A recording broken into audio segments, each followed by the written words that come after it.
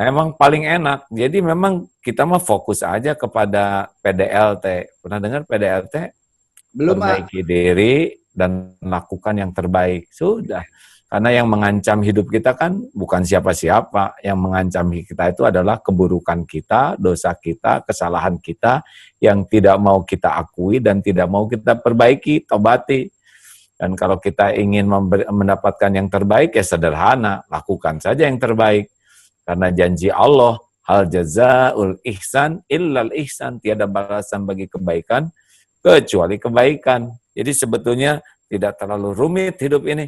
Kalau pakai iman ya kan, Betul. biasanya orang menuhankan ikhtiar, menuhankan kepintaran, menuhankan pengalaman, menuhankan relasi.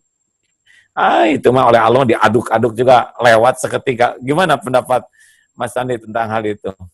Eh, Betul, A. Jadi kita kadang-kadang merencanakan ya punya relasi kuat. Yang paling gampang Pilpres kemarin lah. Gimana kita merasakan, wah ini rencana mah udah luar biasa, Udah jadi primanya. kalau Semua udah nyelamatin, manggilnya Pak Wapres, apa kabar Pak Wapres?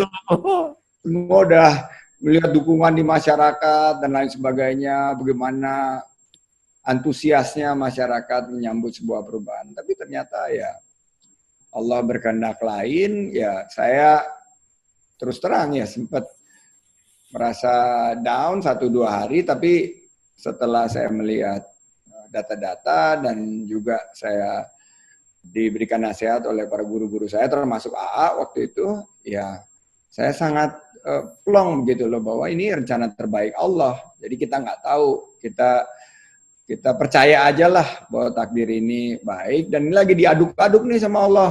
Tiba-tiba ada COVID sekarang, COVID-19 ini juga mungkin panggilan bagi kita untuk bersatu padu semuanya. Bahwa selama ini kita bertumbuh ekonominya tidak memikirkan kesehatan, kita tidak memikirkan lingkungan, kita membesarkan usaha kita luar biasa, aset di mana-mana, aset di mana-mana. Tiba-tiba dikasih COVID, baru merasa, oh iya kita salah, nggak pegang cash cukup. Sekarang bayar pegawai aja nggak bisa, aset mbarerot di mana-mana. Padahal karyawan kita mestinya dikasihnya uang, mestinya dikasih sembako.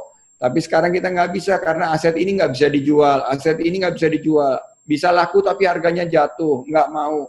Jadi inilah merupakan satu luar biasa buat saya, pembelajaran buat kita sebagai individu, sebagai perusahaan, maupun juga sebagai negara ya mestinya ya.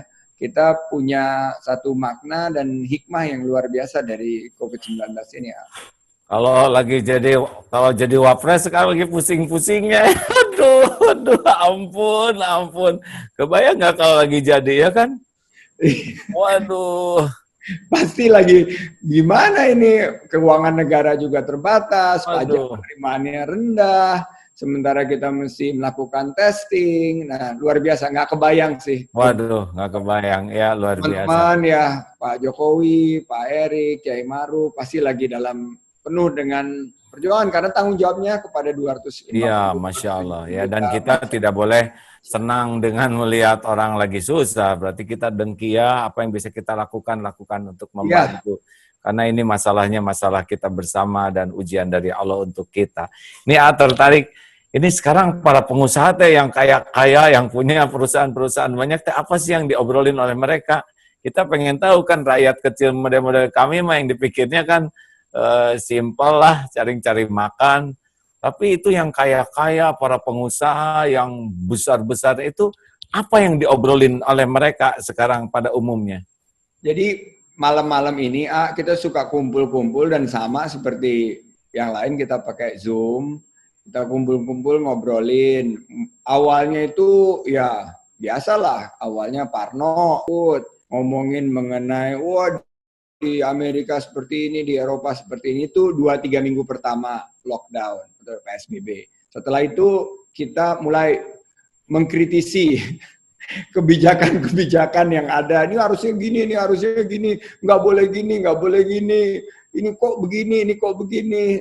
Tanpa ada asupan politik, tapi mulai bertanya-tanya gitu loh. Nah, sekarang ini kalau kita lagi kumpul, kemarin kita kumpul, justru sekarang menyiapkan langkah-langkah untuk bagaimana nih kita membantu ekonomi setelah COVID-19 selesai, bagaimana kita menghindari PHK, karena lapangan kerja kan sekarang susah sekali didapat. Prediksi terakhir yang akan kehilangan pekerjaan itu di atas 5 juta, kemungkinan terburuk itu sampai 15 juta. Juga kita lagi mikirin bagaimana ini harga-harga bahan pokok kan sekarang alhamdulillah masih stabil, tapi dengan ketidakseimbangan supply dan demand, ini nanti kemungkinan akan naik dan ketersediaan bahan-bahan pokok, sembako buat rakyat di bawah ini kurang. Jadi ini juga kita bicarakan dan menjadi satu perhatian yang luar biasa. Tapi sekarang udah mulai menyiapkan gimana nih kalau ada relaksasi, sektor ekonomi mana yang mulai dibuka, sektor ekonomi mana yang harus kita lebih hati-hati. Sembari kita melihat terus data-data yang tiap hari diumumkan turun naik, hari ini happy karena turun, besoknya loh rekor lagi gitu loh. Jadi ya saya selalu bilang sama mereka, ini hal-hal yang nggak kita kontrol, jadi jangan pusingin. Saya bilang pusingin hal-hal yang bisa kita kontrol. Apa hal-hal yang bisa kita kontrol? Kesiapan perusahaan kita sendiri. Bagaimana kita mengurangi biaya-biaya yang tidak perlu. Sehingga kita bisa semua dana tunai yang kita kelola ini, kita bisa bertahan hidup selama mungkin untuk membayar pegawai dan karyawan kita. Jadi kalau hal-hal yang itu kan itu murni domainnya Allah gitu. Orang kematian misalnya naik atau tambah Jadi, yang kena. dan dibahas serta dipikirkan oleh kita juga nggak merubah apa-apa lagi. Selain Betul. merubah penyakitnya jadi pindah ke kita. Alhamdulillah.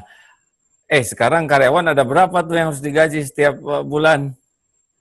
Sekarang alhamdulillah total 30.000 karyawan dan sekitar 20% yang masih rutin ada di kantor karena yang 80% itu rotasi dan dirumahkan. Jadi per Juni ini insya Allah kita masih tetap bertahan, tapi setelah Juni kalau misalnya terus ini ya kita harus mulai bicara sama beberapa dari karyawan yang mungkin harus lebih lama dirumahkan dan dilakukan negosiasi ulang dari segi kompensasinya, karena keadaan keuangan kita juga nggak akan memungkinkan untuk terus-terusan seperti ini. Jadi harus ada penyesuaian-penyesuaian. Di Darut Tauhid 1.300. Oh, itu juga lumayan ya. Gajian 1.300 dan memang kita berusaha sekuat tenaga tidak ada PHK. Yang kasihan memang yang outsourcing, ya outsourcing itu kan perusahaan orang lain dan memang tidak bisa lagi ada pekerjaan. Tapi kita juga carikan solusinya minimal gitu supaya bertahan ada untuk kehidupan secara syariat. Makanya para pimpinan-pimpinannya tuh diusahakan pada memotong apa yang bisa dipotong supaya bisa mensubsidi teman-temannya yang memang dalam keadaan situasi sulit begini. Memang ini episodenya begini, ujian ketauhidan. Jadi sekarang mah bukan memikirkan bagaimana keuntungan bisa datang ya, tapi bisa bertahan aja. Tapi tidak semuanya juga sudah diukur oleh Allah. Betul, Allah tidak akan membebani seseorang kecuali sesuai dengan kesanggupannya. Asalnya mantung, makan untung, ya. Nah, sekarang untung tidak ada. Berarti mantap makan tabungan. Tabungan sudah habis, manset, makan aset, ya insya Allah lah. Jadi para pengusaha sekarang udah nggak mikir untung-untung gitu ya?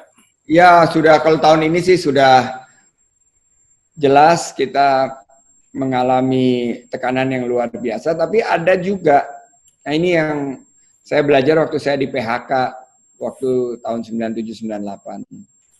Waktu saya di PHK itu saya menganggap itu musibah. Allah kirim musibah. Tapi ternyata kan ceritanya Allah membuka satu pintu lain, yaitu saya jadi pengusaha dan saya bisa menangkap peluang. Akhirnya usaha yang saya awali hanya dengan 3 orang karyawan, dengan teman-teman waktu itu bisa berkembang, sekarang bisa buka lapangan kerja bagi 30.000. Nah, sekarang juga terjadi nih, di mana para pengusaha-pengusaha yang jeli melihat peluang telah membuka pintu-pintu baru. Misalnya ada konsep yang disebut sebagai new normal atau New normal ya.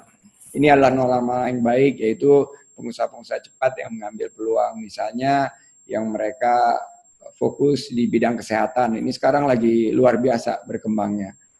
Juga yang fokus di bidang pindah dari tadinya produksi jilbab jadi produksi masker, ini juga meningkat. Ada juga yang tadinya produksi seragam, sekarang buatnya APD, ini juga meningkat.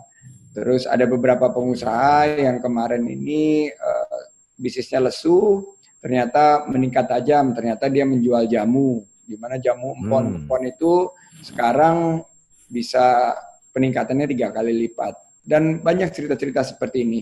Jadi menurut saya akan terjadi satu pergantian tatanan ekonomi setelah COVID-19 ini, dan buat kita yang jeli, buat kita yang bisa menangkap peluang, justru ini menjadi satu kans kita meningkatkan usaha kita setelah insya Allah COVID-19 ini bisa kita atasi.